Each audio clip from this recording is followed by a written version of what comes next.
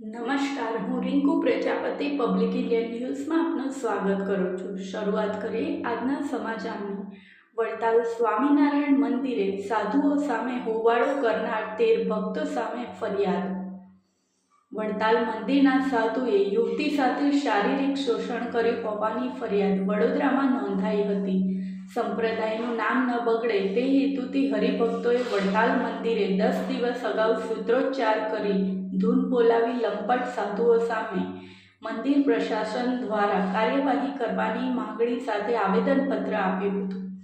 જે બાબતે રજૂઆતને ધ્યાને લેવાને બદલે વડતાલ મંદિરના ટ્રસ્ટી પ્રશાસન દ્વારા રજૂઆત કરવા આવેલા અમદાવાદ, સુરત અને વડતાલના 13 હરિભક્તો સામે મંદિરના સેવક મારફતે આક્ષેપો સાથેની પોલીસ સ્ટેશનમાં ફરિયાદ નોંધાવાઈ છે।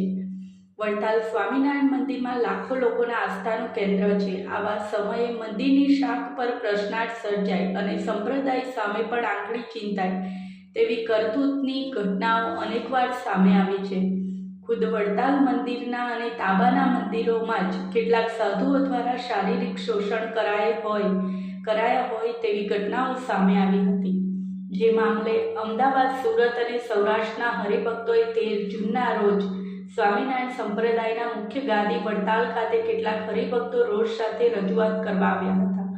હાથમાં બેનર લઈ હરિભક્તો સૂત્રોચ્ચાર કરી વિરોધ નોંધાવ્યો હતો।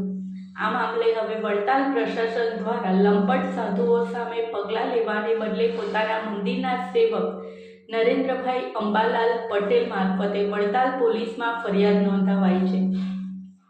જેમાં જણાવ્યું છે કે વડતાલ મંદિરના પરિસરમાં આવેલ મુખ્ય કોઠારીની ઓફિસની બાજુમાં બહારના ભાગે આવેલ રિસેપ્શન ટેબલે હાજર હતા ત્યારે સવારના આશરે 10 વાગ્યાની આસપાસ હરિભક્તો હસમુખભાઈ ભજુભાઈ વાઘાણી, સંદીપભાઈ રાખોલિયા, કરમશીભાઈ રાસિયા, શૈલેષભાઈ ચોડવડિયા, શૈલેષભાઈ દેવાણી, પીઠાભાઈ, પાર્થ ધડુ, બળુભાઈ ચોડવડિયા, ભરતભાઈ રાદડિયા, રાજુભાઈ મહેશભાઈ આંબળી, અલ્પેશભાઈ વણજારા અને કિશનભાઈ પરમાર તથા અન્ય 100 જેટલા માણસો મંદિરના પરિસરમાં અચાનક આવી પહોંચ્યા હતા।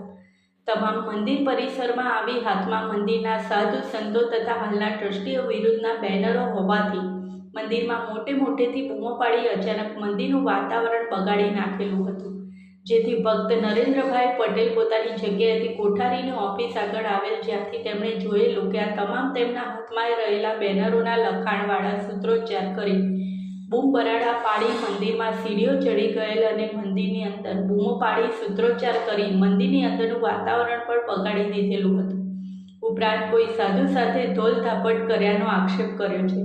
આ મામલે બનાવના 10 દિવસ પછી ઉપરોક્ત સુરત, અમદાવાદના 13 હરિભક્તો વિરુદ્ધ વડતાલ પોલીસમાં નરેન્દ્રભાઈ પટેલે ફરિયાદ નોંધાવી છે। પોલીસે ગુનો નોંધી કાયદેસરની કાર્યવાહી હાથ ધરી છે। આ સાથે આજના સમાચારને સમાપ્ત કરી।